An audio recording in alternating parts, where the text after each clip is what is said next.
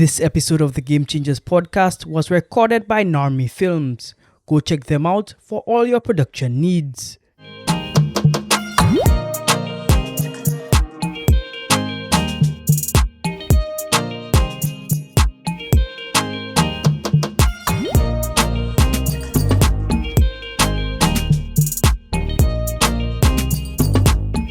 The voice of the streets will be heard on this special edition of the Game Changers podcast. Hello, everybody. My name is Quincy, and it's a pleasure and privilege to be here with you, as usual. I will not introduce my guest. In fact, I'll allow him to introduce himself, and then I'll introduce the topic that we'll be tackling. So, my guest, tell the audience who you are. Thank you, Quinn. My name is Che Dayon, an Antiguan national, also a national of Dominica and Trinidad, naturalized through my father and mother. I am a 30 years old probation officer, been in my occupation for over 4 years now, and I'm proud to be who I am. For sure. For sure. Well said. I like that introduction. Short and sweet, and it gets to the point of exactly who you are. Now, you said that you're a probation officer, and whenever people think about that, they think of almost like a police officer. But is that what it is? No, I'd just like to let the audience as well as Quinn know that there's a complete difference between being a probation officer and a police officer. A police officer's duty is to uphold the law. A probation officer's duty is rehabilitation. Okay. And to prevent recidivism as best as we can. So within my career, especially when dealing with clients based under my supervision, they are a bit apprehensive at first because they do believe that because we work closely with the police force in regards to ensuring that individuals keep within the court's supervision, they do believe that we are also a part of the police. But I'd just like to let the general public know that it's a completely different unit. We are only affiliated with the police in regards to ensuring that individuals keep within their guidelines as set forth by the court and helping them in their rehabilitative needs. And that's basically it. Beautiful, beautiful. So it's a collaborative effort, but it's not the same thing. It's a collaborative effort, yes, but it's not the same thing. It's an entirely different unit with different responsibilities. Beautiful. Okay, so thanks for that clarification. Now, I need to have some context to understand why you became a probation officer. I mean, somebody doesn't just get up and choose that job. So what is your context? Why did you become a probation officer? Well, upon graduation, I sought after a field within my school of study. I studied within the School of Social Sciences.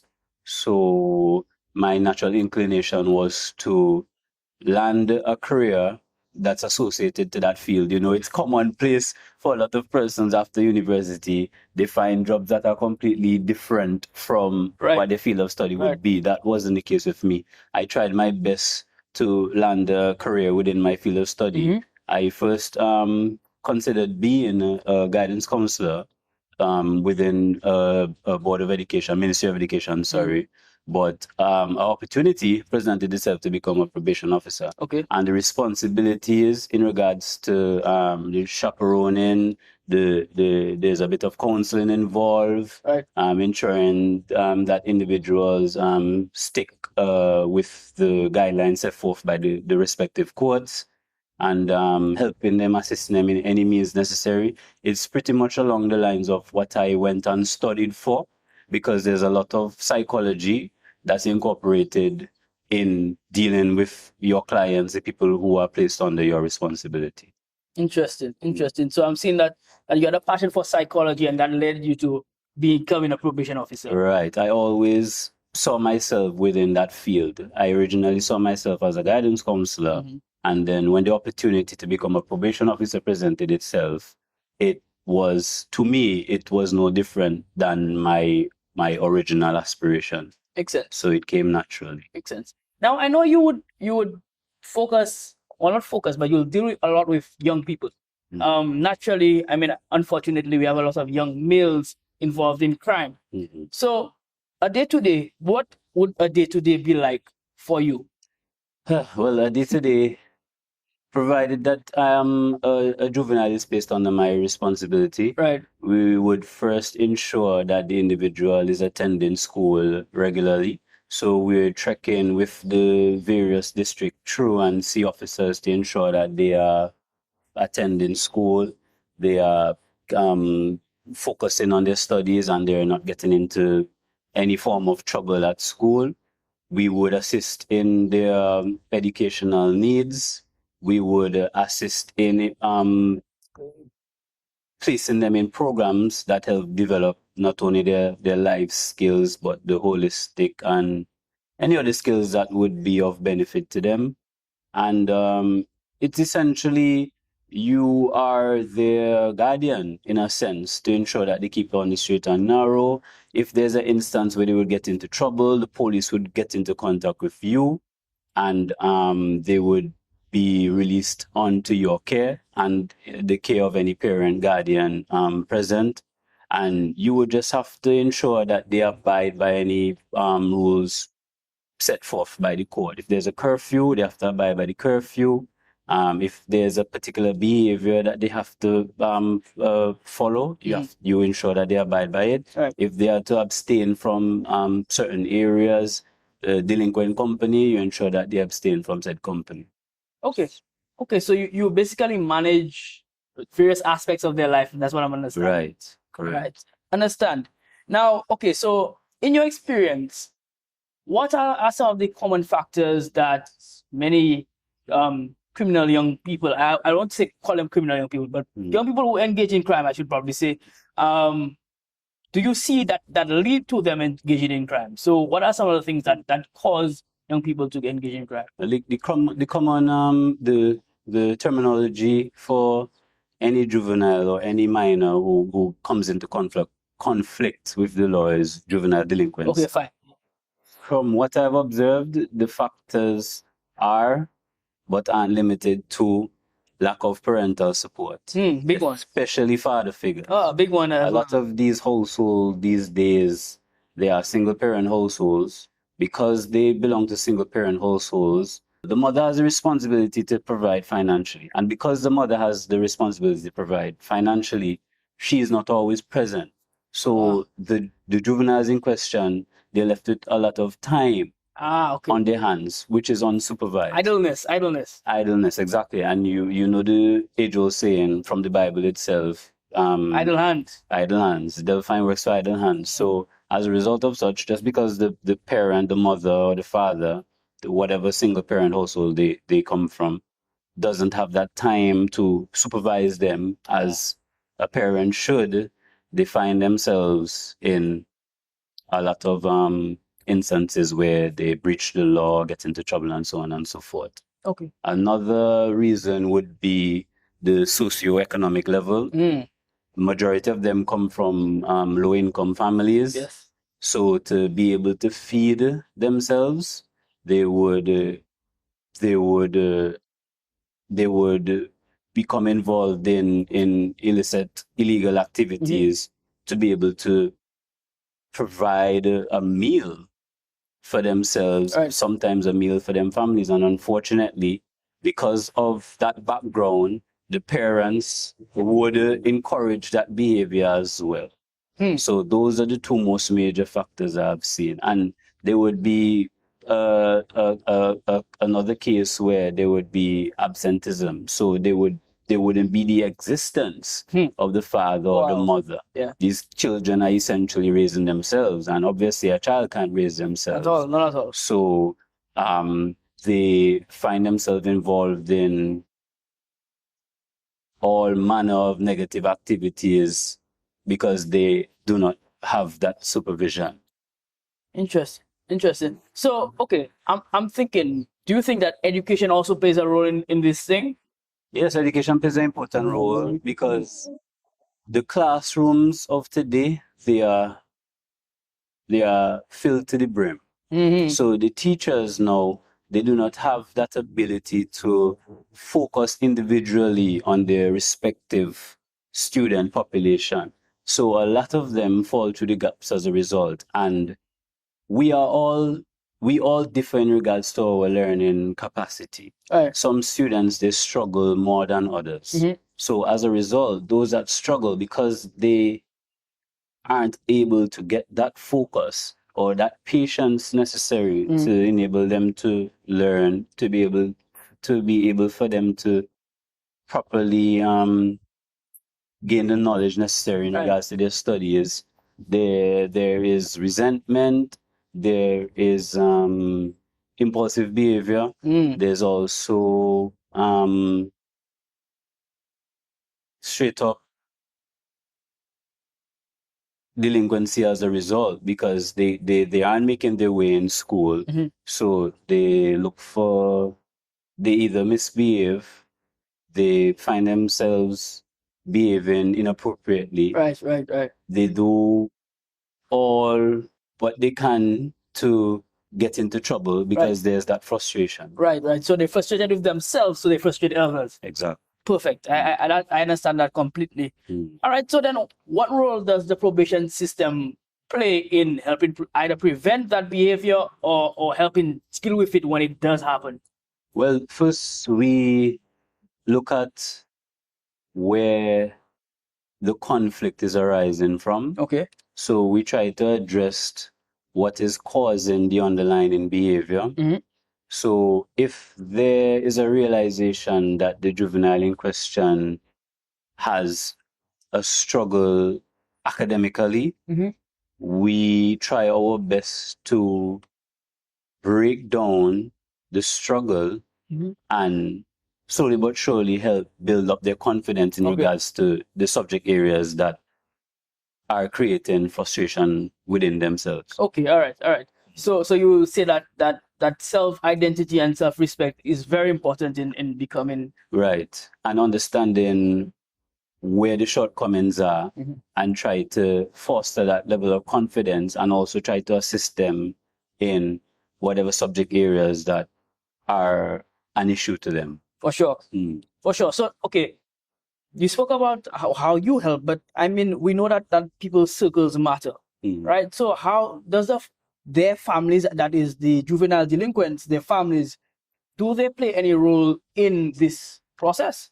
Unfortunately, sometimes the parents do assist, the parents do want best for their children, and they encourage their children to partake in the programs that we would implement for them. The parents would enforce discipline, which in itself goes a long way because spare the rod, spoil the child, obviously. Yeah. But the unfortunate factor is there are parents who do not pay the attention that they should. Sad. So sometimes the probation officer takes on the role of a parent where you would not only have to see to the academic needs, but you would also have to provide and assist with the basic life skills, what it means to be a man, what it means to be a woman, grooming, hygiene, and all the like.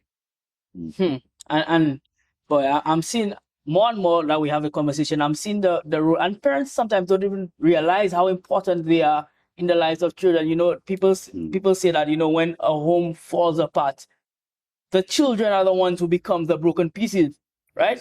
Right? Because, you know, when parents either divorce or they're no longer with each other or just don't play their role, we see it affecting the children directly. Yes. Yeah. Yes, it does. And it's very important that parents understand their role and understand that we need better parents in society, because I think society lacks parents, and I think that is the big issue, you know, because I mean, certain behaviors I see certain people doing down the road, I would have never done that as a child, because they would have, let me tell you something, my mother would have destroyed me. And that's the unfortunate part too, because yes, parents play an important role, but the community also plays a role as well. And unfortunately, we have become a society that's very closed, very uptight, very self-centered and selfish. So that community dynamic where a community would raise and discipline a child no longer exists. So as a result, unruly behavior. Yeah, for sure. And it's rampant. It's almost like it's a worse pandemic than COVID was. Yeah? Exactly. Yeah? Yes. For sure.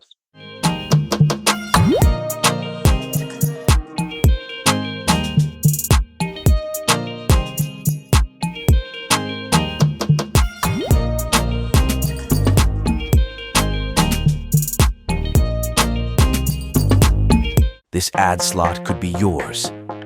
In a world filled with stories, make yours resonate. Introducing Prime ad slots on our podcast, the gateway to a captive audience eager to hear your message. Secure your exclusive ad slot now. Contact via our Instagram page to find out more.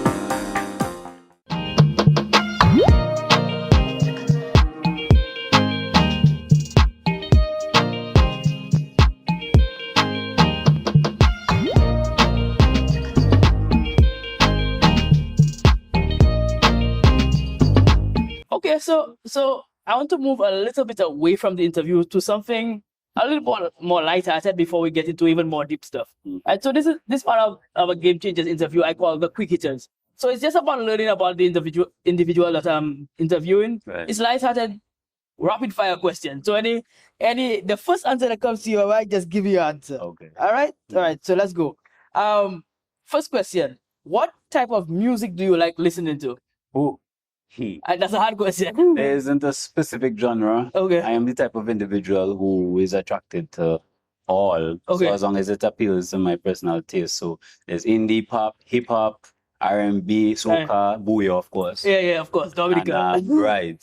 So I am attracted to all types of music once it's appealing to me. Okay, good answer. What is the best piece of advice you've ever been given? Best piece of advice would be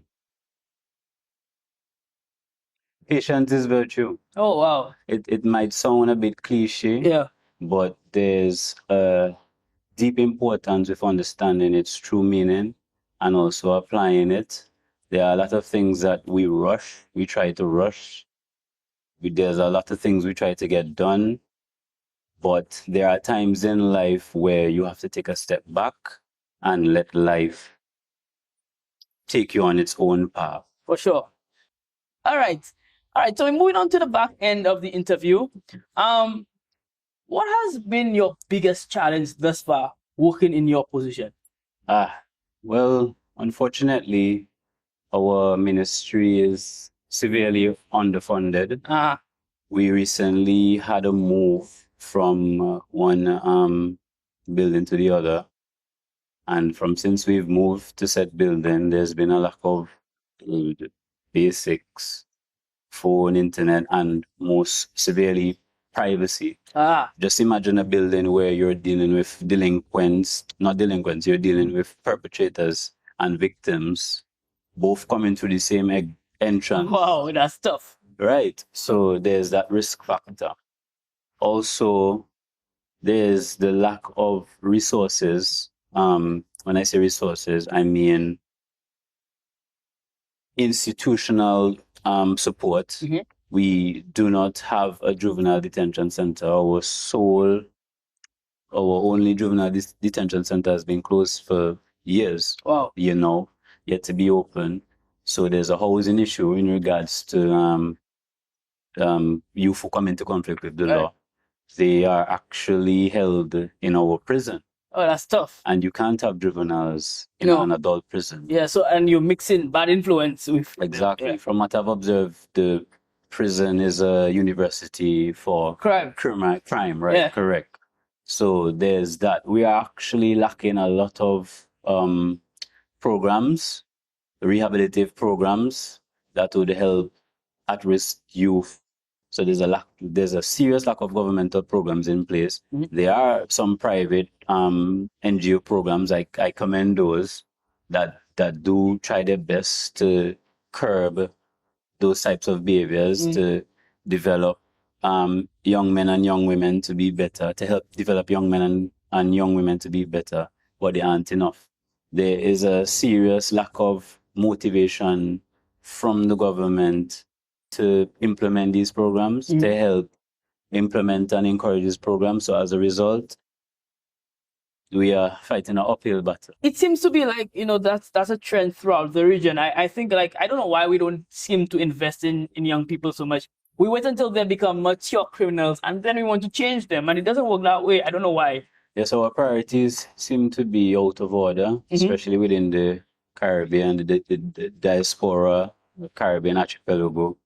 Our focus is on financial gain, Mm-hmm. but our focus should be on our societies as a whole, because without that human force, then you can't make the monies necessary for economic prosperity. Mm-hmm. You have to understand that the youth are the future, and if our youth are facing these turmoils unchecked without the necessary support of our society, of our leaders, then we're looking at a seriously dark future.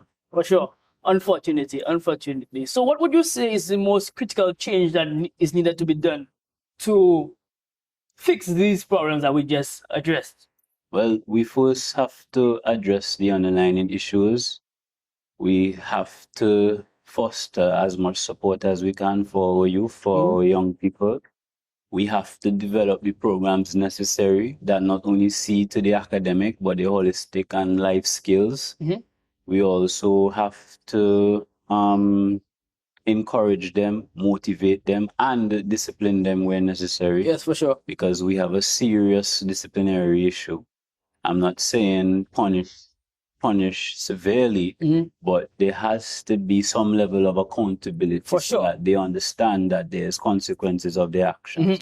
Because in Antigua, it's more of a slap of a wrist, Yeah. a slap on the wrist, sorry, than correction Right. through discipline. You understand? So we always have to, by encouraging these factors, we should be able to get it straight. For sure. For sure. And yeah, again, it's about rehabilitation, and sometimes rehabilitation means not just a slap on the wrist, but actual punishment. Because criminals might say, okay, well, I spend 2 nights in jail, I come back out, go back to doing crime. Yeah. Right? And that's very simple for them, and it's very easy for them. So it's important that we, like you said, not severely punish them because we want to reincorporate them into society, but we must be strong enough to say that, hey, this is actually wrong, and we must not encourage them to do that. Right. You have to foster accountability. Yes. You have to foster accountability, and you also have to look at what is triggering or what is causing this underlying behavior and address it accordingly. Majority of the time, a lot of these youth, because they're struggling in school, because they're struggling academically, they act out as a result. So I'm of the opinion that if you see this, if this is an observation, you develop a skill. You see what the child in question or the juvenile, the adolescent in question has a natural talent for, and you foster that skill. Because a lot of them, when you expose them to, say, trade school or programs that allow them to practice different skills, mechanic, carpentry, masonry, HVAC, AC technicians and the like, the understanding that they develop would come in with a heartbeat compared to a man who, like myself, it's hard to treat a old dog. New tricks, yeah. Some of these youth, if you teach them how to splice a wire once, Gone. catch it for a lifetime. Yeah. So we do have to have that understanding and try to encourage them. If we see that they're failing academically, we encourage them in other aspects. For sure. And I think that the term for that is positive reinforcement. Exactly. Positive reinforcement. So you do not just, yes, punishment is necessary at some times, but you need to teach them the right thing to do instead of just teaching them the bad thing to do. Exactly. I think sometimes, that's another thing we do. Like, okay, we tell them, stop doing that. But we don't tell them what to do instead of that. Right. So they're left with, okay, what else can I do? I'm in poverty. I don't have anything. As a man, I feel like, I am ashamed of myself. I can't provide for my family, but I don't know how. And crime is literally all I know, right? So I think teaching them that is very necessary. I like that. It's an important factor. For sure. For sure. Okay, now, this is my final question. Young people, or people in general who view this podcast, I think are solution oriented. They might be watching this and want to know, what can I do to help maybe a young person that I know, maybe it's a family member, or maybe it's just somebody that I know in society who I know that's engaged in crime. What can I do for them to help them? How can I help out in this situation? Like you said, positive reinforcement, support, encouragement, These are severely important.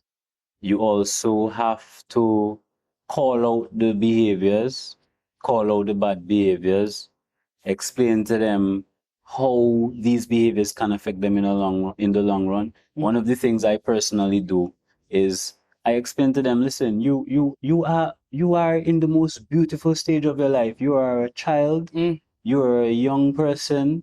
This is a stage where you're supposed to be enjoying life.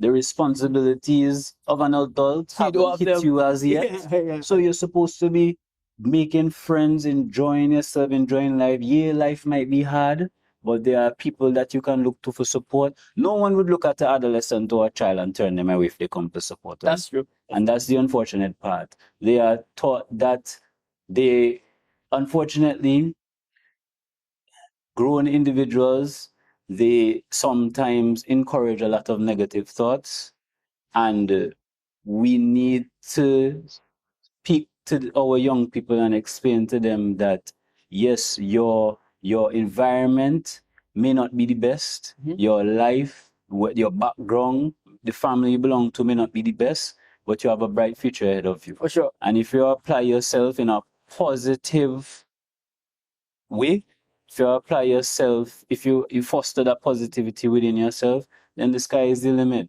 So we always have to speak to our youth. We always have to call them out on their bad behavior, explain to them how the bad behaviors can affect them down the road. Another thing I explain to them is, listen, if you continue along this path, when you become an adult and you're charged and fined, if you try to go and attempt to apply for a visa, you'd be denied. And imagine if an opportunity to present itself abroad. So I always do try to show them that sometimes the consequences of your actions, they can affect you for your entire Rest of your life. Yeah. You understand? Because you are behaving delinquent, you're stealing you're stealing from people, you're behaving delinquent, you're committing these crimes, these illicit acts. You're a prospective employer who could probably change your life wouldn't be inclined to hire you. So I always encourage them and try to show them that their behaviors could have lasting effects. And I do believe that people also should do the same. Encouragement, support, calling out the bad behaviors, basically being your neighbor's keeper, because we have a society where we've moved away from that, and we need to get back to that closeness we had as a community. For sure. So if you see that there's a juvenile or adolescent or young person within your community is involved in illegal activities, or to put it simply, bad behaviors, you speak to them.